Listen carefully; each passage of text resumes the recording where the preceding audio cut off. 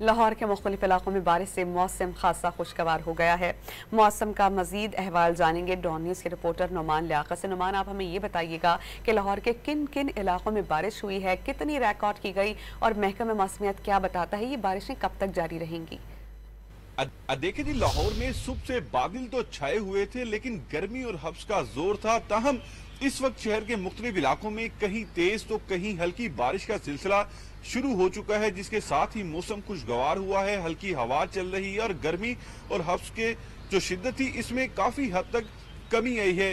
बारिशी पानी से फूल पौधे भी धुलकर निकल गए हैं और शहरी भी अल्लाह का शुक्र बजा ला रहे हैं कि बारिश शुरू हुई है और गर्मी और हब्स में काफी कमी हुई है, मौसम में बेहतरी आई है। मौसम का हाल बताने वालों की जानिब से ये कहा गया है कि बारिशों का ये सिलसिला जो है वो मजीद 3 से 4 रोज तक जारी रहेगा। कहीं तेज तो कहीं हल्की बारिश होगी और इसके साथ साथ इस वक्त जो कम से कम दर्जा हरारत है वो 27 और ज्यादा से ज्यादा 32 डिग्री सेंटीग्रेड तक जाने का इम्कान जाहिर किया गया है और बारिशों का जो स्पेल शुरू हुआ है वो अगले 3 से 4 रोज तक जारी रहने का इम्कान जाहिर किया गया है। जी।